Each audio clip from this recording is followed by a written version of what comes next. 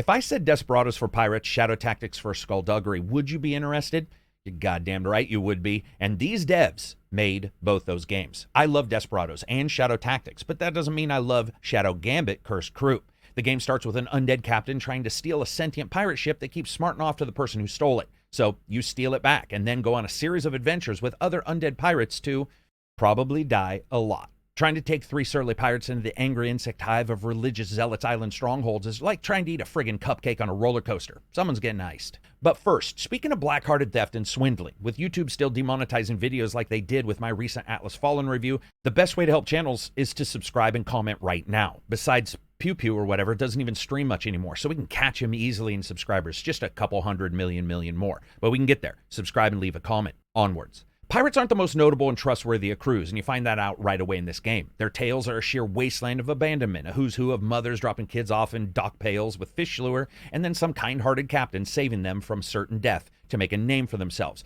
But names this pirate crew has already sort of made, and as you gather them and raise them back from the dead, you learn more and more about the ship's mysterious crew prior, as well as the ship itself as you take on real-time stealth mechanics and take out your enemy, the Inquisition. Pirates, the Inquisition. Talking boats. It might sound disjointed, but some writers can grate the cheese, improving the nonsensical and awkward into something that after you see the undead brought back to life by being killed, you think to yourself, oh, that actually is sort of sweet. It makes a little bit of sense. They excel at real-time stealth strategy games, and what says strategy more than a pirate who shoots enemies out of cannons? Nothing. Each mission you take has rewards, a time of day, with nighttime taking and making stealth easier, as well as overall duration and crew count for limiting those you take along with you. As you traverse the 1C, you're constantly gathering soul power or black pearls so you can shoot them into the hearts of the undead crew and bring them on board. But who are these ragamuffins? Let's break it down. Presswold, a Baron Munchausen of the group, a deep infiltrator who can jump into spirits of enemies, driving around like skin cars and making it rain with his coin drop diversion tactics. If you like espionage, sneaking behind enemy lines, and sounding like you're 10 times smarter than everyone else while not being so, he's for you. But when I say pirates, you might think of the more tropes, yelling anchors away and shiver me timbers. John Mercury is your man. Deep in the tropes and even deeper in the underworld, he teleports Davy Jones' locker by throwing his big anchor down because nothing screams teleporting like the word anchor. He can also whack enemies with it just in case someone doesn't think size matters, and he can hide bodies by hooking them and dragging them 5 fathoms down. Then there's your big guns, because when we talk about pirates, a lot of times we talk about cannons. The cannoness can fill that. She basically said screw leaving the big weapons aboard and tore a cannon right off the ship and strapped it to her back. She also loves parties, so she took some firecrackers along on the trip and can cause a ruckus while she sneaks around. Then there's Teresa. I don't know why that cracks me up so much, but her name, everybody else is Photobottom or Deep Diver Delacroix, backed up by Teresa.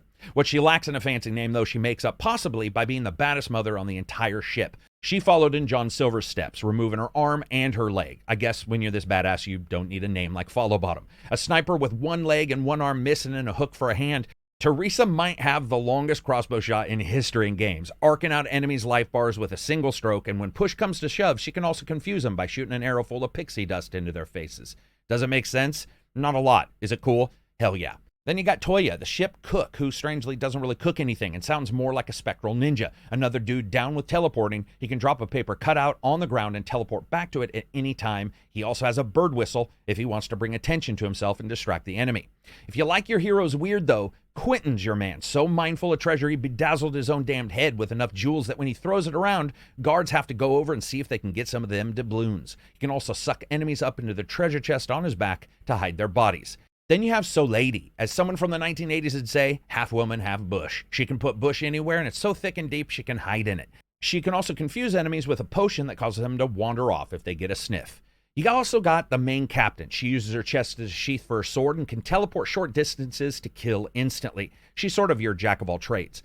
Lastly, each hero has some penalties. For example, Teresa can't climb ivy or swim, being that both are pretty damned hard if you're missing half your limbs that you need to do so. Mixing the folks right away to take out the enemies in the proper format has you going across different various island getaways frequented by these evil SOBs who are your nemesis in the game, with enemies split into groups like scouts or others who can not only track you by the imprints your boot leave, but also flatly ignore your various attempts to distract them. And it's your job to mix and match your different skills and attack them, kill them, hide them, and push the story forward.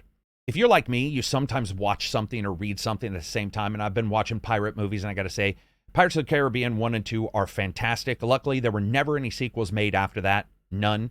And the reason I bring that up is because when you look at Shadow Gambit, there's times where you are going to feel like this is a lot alike the other titles with sort of just a mod put on top. The gameplay is moving across a landscape, hiding in bushes, behind boxes, and pretty much anywhere an enemy's ever-present cone of vision doesn't display them seeing you right away. From there, you eavesdrop, you stealth kill, teleport, and take out almost everyone on the island. You can also choose between controlling one character or all three of the group, from shadow to shadow, killing a special enemy that opens a dimensional door back to the ship itself, and it also is a good place to hide bodies inside. Everybody's got a little something to offer. And hiding bodies is very important. Not only, as I said before, can they track you via your footprints, but you can also see them change routes temporarily when alerted to something being amiss. And if you didn't hide a body properly, that alert magnifies and they just keep searching. Missions are mostly picking a landing spot on the island and then taking out a series of objectives like the eavesdropping or killing a particular bad guy or sometimes rescuing someone. And each island may be packed with caves that go underground from one side of the island to the other, making for very good hideaways. But be warned, if the enemies see you go in one of those, they will hop right on inside and you're going to start to see your character's health bars go down. Though on the highest level, that's pretty much just one shot, one kill anyway.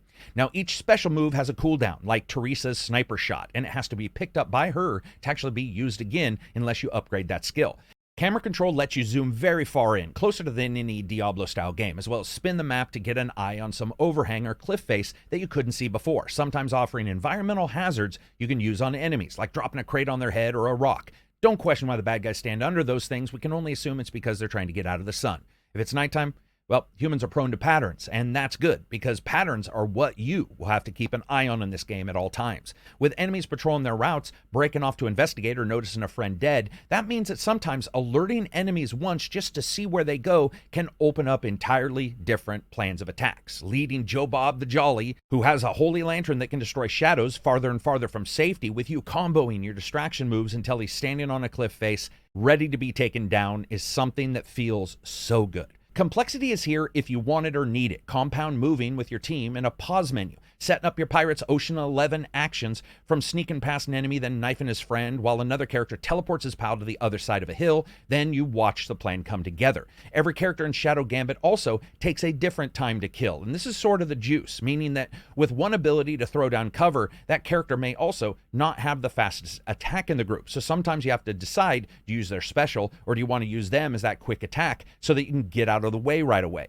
And that can occur in a lot of the attacks. The enemy sight cone creeping inevitably towards you like that spot at dawn as you're trying to finish the kill. And it makes it not only important, but highly stressful if you don't have any saves left. But there are some oddities with the examples, the movement, and the way everything comes together. For example, the game warns you that you only need one of these kind of characters that can move enemies or distract them per the mission. Those characters I read before.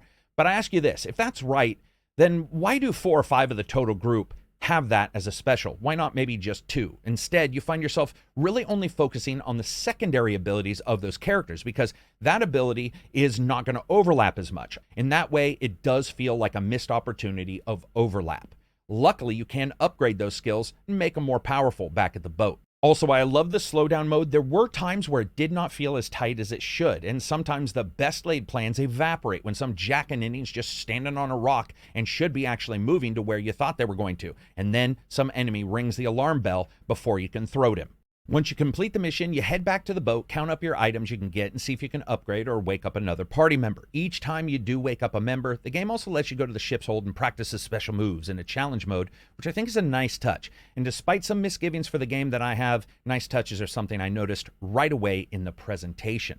Graphically, the game is way more impressive than I had expected over the long period of time. You never know when you do a preview if the game's going to be delivered like that. Here, you can zoom in on your characters as they move around the landscape and seeing them pull off different moves. You're going to notice a lot of smaller effects and animations that really the game has no need to be there, but does show, and it helps. It makes each move look slick as hell, and that's not at all harmed by incredibly smooth performance throughout. The game's special actions, the enemy special magics, and the location's special places all meld together into one without a hint of dropped performance, even when you're like me and you get a bit antsy and decide, let's just go loud. And out of the blue, you have a bunch of gun-carrying religious fanatics taking aim at your pirate as you stand in the center base thinking to yourself, yeah, that would have worked better if Johnny Depp were here. A little warped, a little off-camber with comedic tones for almost everybody. Outlines when you're in the shadows, extra knife and anchor flips and spins when killing enemies. The animations, even for the enemies themselves, searching for you and their constant callouts for you to just show yourself. A good look, as I said, and stupendous performance with 160 FPS or higher on the 4090. And that performance continues in the music. It is uniformly excellent. Do you know why? It's because one of the most talented but often not celebrated composers, Filippo Beck, did the music for this. The same composer on Desperadoes, oh yeah, and Shadow Tactics. Feeling some kind of pattern here? Well, you should. Patterns are how music is made, and I swear to God, Beck has some goddamn third eye pointing into a dimension where his music just fits perfectly for the game.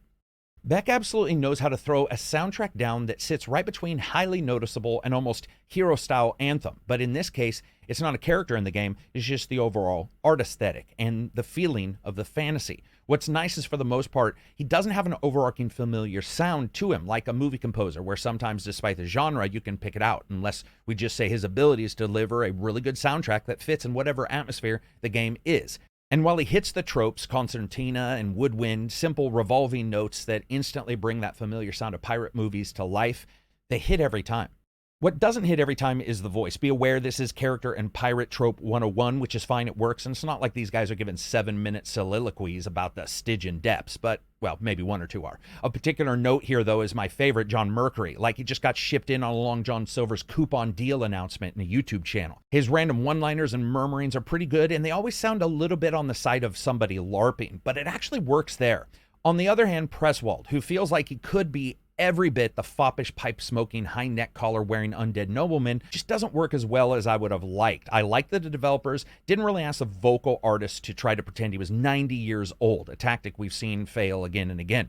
There are a lot of other different one-liners from enemies and heroes alike, fleshing out the story very well. Actually, if you listen to the enemies talk about their thoughts, worries, beliefs, and boasting, it can really engage you into the story. But I did feel like a lot of them were delivered in a way that felt a little less emotional than it should. So you get this teeter-totter effect where one character's sort of over the top and the other one is sort of like a table read that they just fell asleep during, woke up, saw the script, and were like, oh, where was I?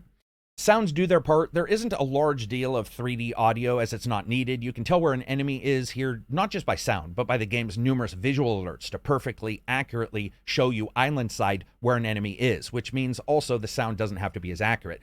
Before we hit Fun Factor, I'm going to give you my score right now because Fun Factor is definitely impacted by some things that occur here. I would say the game is good, the game is enjoyable, and I think buying it will serve you well. However, this comes with some caveats. After 25 plus hours of moving and scooting behind scouts, stealth killing, and hiding them in nearby shrubs, if Shadow Gambit teaches you anything, it's that sometimes a tonal shift, even with a new story and ideas, doesn't always work exactly as planned. For example, if the enemy routes were more altered, I would like it. Now, they couldn't be as altered as Weird West. The game would be much more difficult, sort of like this game on its hardest difficulty, where you have 1 health, the enemy's got 2 eyes, and their reaction time is like 3 milliseconds. But making them a little bit more variable would have helped. However, it would have had to have occurred with a less busy level structure. This game is busy as I'll get out. It's hard to explain until you play it. It is some of the busiest levels of a game of this type I've ever seen. While it's fun and it keeps you consistently looking and engaging, a couple of the islands don't have as much time to sort of breathe as an experience, and I would have really liked that. When you see it, it'll look more like a chess game at times, especially when you see, oh, there's 3 characters here, so there's definitely going to be 4 in the engagement, or there's 3 and there's going to be 5 in the engagement. There's a bit of roteness that can creep up. Now, talking about the character special skill overlap, could it have more characters? Yes, it could. Ocean's 11 could have been called Ocean's 45, but the movie would have been like 13 hours long. It doesn't even need more characters. I don't think the game needs that, but I just think the skills could have been widened a little bit more and a tiny bit more imaginative. Some powers do feel like they're a bit of an alternate of Desperadoes, like the ability to take over the brain of an enemy for a small amount of time. Familiarity doesn't always breed contempt, and it didn't here, but it did take a while for the game to sort of lock into me. But it did take a while. A lot of the game was very fun, especially in the beginning areas. It ran flawlessly, as I said before. For me, though, I wonder just how much longer it would have lasted and how many times I would have wanted to go back to some of those islands if it was a little less busy. As well as a couple times when they looked set up in a particular way where it was almost like, oh, I'm playing against another human, not necessarily against the AI itself. As I said before, though, the game is enjoyable to play. There's a lot of different things I like to explore. There's also a very cool, I guess you'd call it achievement system. Think of achievements like in the Xbox or Platinums, but actually, fun. So I already gave you my rating. You know what I think. I think in this is just one of those type of titles where sometimes I know a game is good, but it's just not exactly what I want, and this is one of them. So That's it for me. Check out exclusive videos on everything from Starfield to Space Marine 2, Spider-Man 2, and more. Subscribe now. And check out the podcast. Over 40,000 people have subscribed to us just due to the podcast, which is crazy. But better yet, with YouTube demonetizing even the casual videos I do sometimes, jump into the Patreon. Regardless of all that, I hope you enjoy your gaming. I hope you're excited for the titles that are coming up in the future. Gang, gang.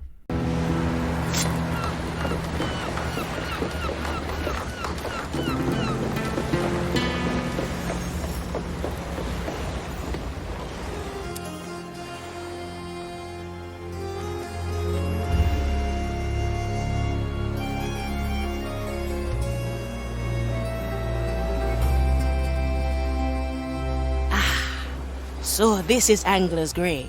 Charming little rat hole. Let's find the bar and make a deal before the Inquisition shows up. My soul returns to its crusted frame, and here I thought the depths had gotten us at last. Ha ha ha! Not yet, John Mercury. Though from what I hear, you have no fear of the darkness below. Come on, Sir Reginald! To each what fate is served. I prepare your bell. Guide my hand as I The court is in session.